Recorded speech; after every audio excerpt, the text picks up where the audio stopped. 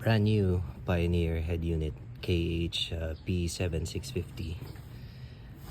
Brand new old stock, bought from Concord, Pampanga. And actually accidentally ko lang nakita to.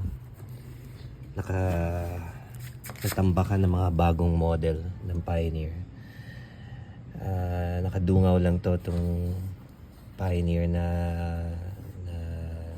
label.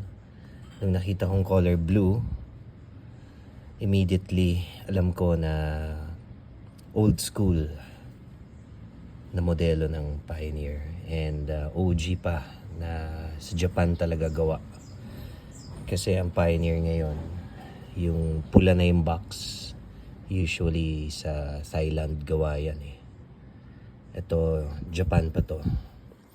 And ikakabit natin yan sa ating 1992 Galant GTI. So period correcto,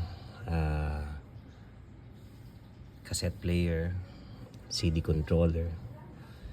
So actually nabuksan ko na to, but this is the first time I'll be installing this. Selyado pa yung remote control. This is the remote.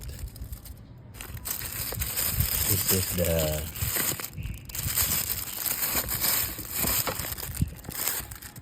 ito yung faceplate container. Kasi yung mga radyo dati, either napupull out mo siya, meaning literal na pinupull out mo yung radyo. Yan, may handle. Hihilahin mo yung radyo para hindi manakaw. Ayan, bit-bit mo to sa mall habang naglalakad ka. So ito yung excuse me, dati niyang stereo. Papalitan natin ng mas upgraded model. So ito yung ikakabit natin. This is brand new, unused for the last 3 decades. And assorted brackets. So tama, may battery pa na urig. Buti hindi nag-leak out yung battery. Ito yung mga bracket niya,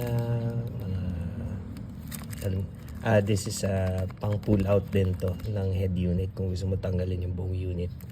Yan yung pinaka susi niya. And then ano pa ba nandito? Face trimmings, face trimmings, isa lang na eh.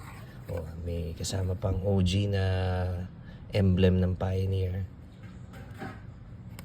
Yan. And then ano pa ba nandito? Ito na yung pinaka chassis ng stereo. So yan, wiring harness ng stereo. Yan, ito na yung pinaka body or chassis ng ating ikakabit na stereo.